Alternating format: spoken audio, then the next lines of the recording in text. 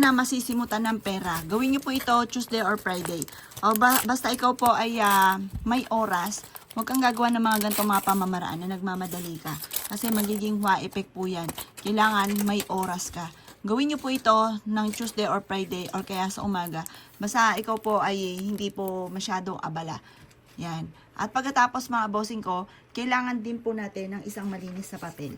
Mainam po yung ating gagamitin papel ay ati pong pupunit-punitin yung mismong gilid po nito para yung presensya po natin ay nadadama ng papel. Yan. Lalo na kung lagi kang walang pera. Gawin nyo po ito. Sikreto lang po ito ha. Ang paggawa ng mga ganito. Gawin nyo po siya kung di Tuesday or Friday. Para hindi ka lagi nauubusan ng pera. Isulat nyo po dito yung amount na matagal mo nang ninanais. Halimbawa ay 7 billion. Walang masamang mangarap. Bilyonin na natin. At pagkatapos, kailangan lamang po natin ng bawang. Sa bawang na ito, mga bossing ko, mainam. Isang bawang lamang. Sulat na rin natin dito yung pangalan po natin. Halimbawa, Apple Pagyo. Apple Pagyo. Magkakaroon ako ng 7 billion. At pagkatapos, mga boss, ito po ay tutupiin natin. Ilalagay nyo po ito sa wallet po ninyo. Gawin nyo po ito ng punong-puno ng pagiging positibo sa buhay.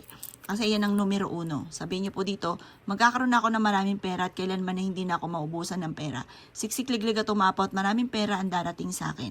Ngayon na simula ng aking pagyaman. Ngayon taon na ito ng 2025 ay maraming pera ang darating sa akin. Yayaman ako.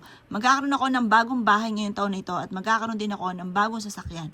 At mababayaran ko lahat ng aking mga utang at magkakaroon ako ng 7 billion na ipon. O, walang masamang mangarap mga bossing. Subukan nyo na po ito basta positive ka.